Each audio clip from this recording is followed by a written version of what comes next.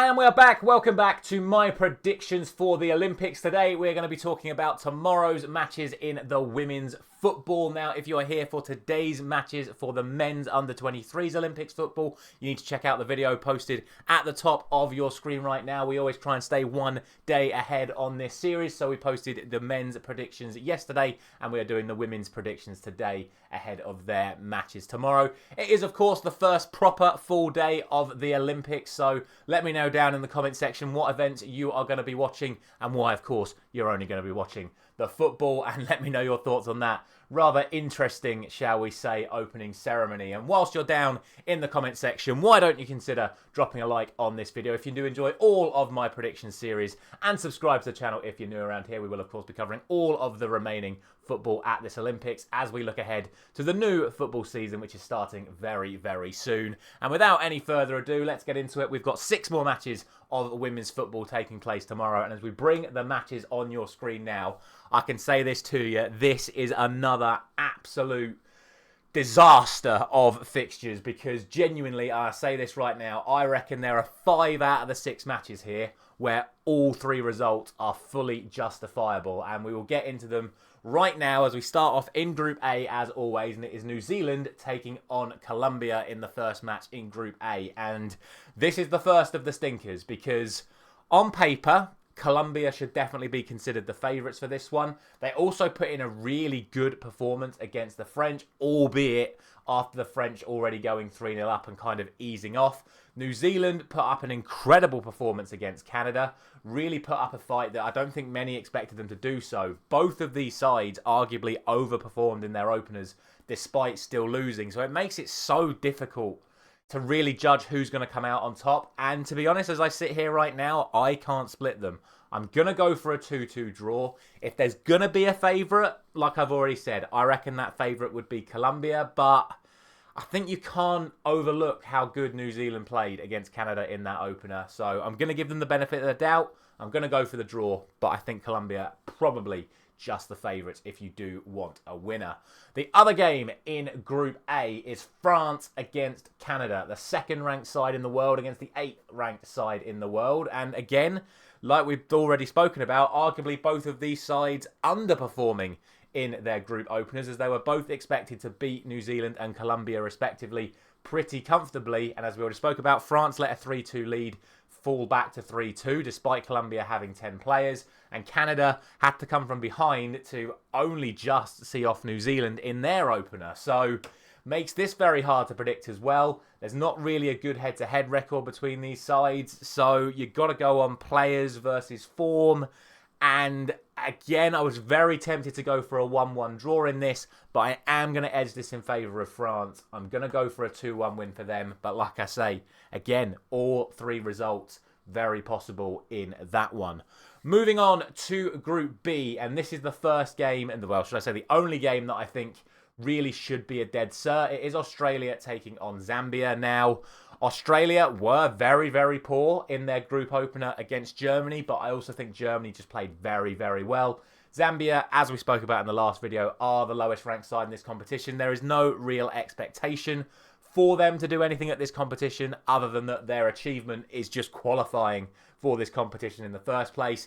My expectation is Australia take this one fairly comfortably. I'm only going to go for 2-0 because, again, they didn't look too threatening going forward in their opener, Australia. But like I say, Zambia will concede chances.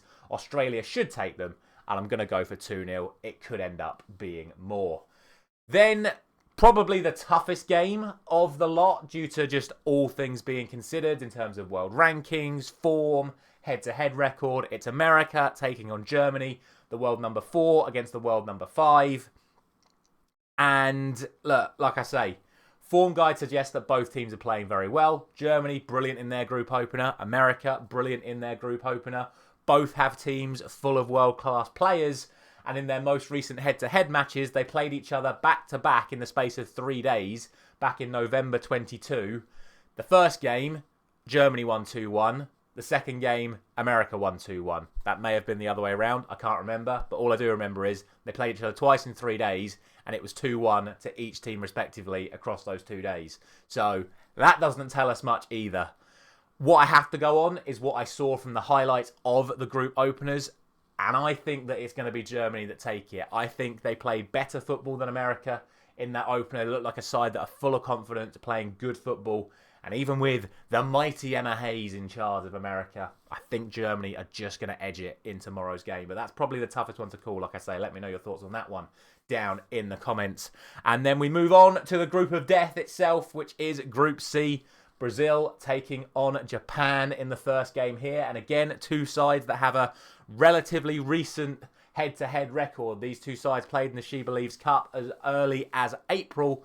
And the game ended in a draw where Brazil won on penalties. So again, it is so hard to call which way this one's going to go. We saw the Japan game against Spain. I think a lot of people watched that one. And Japan just were very solid. They looked to break on the counter. I think they'll look to do the same against Brazil. They're going to be so hard to break down.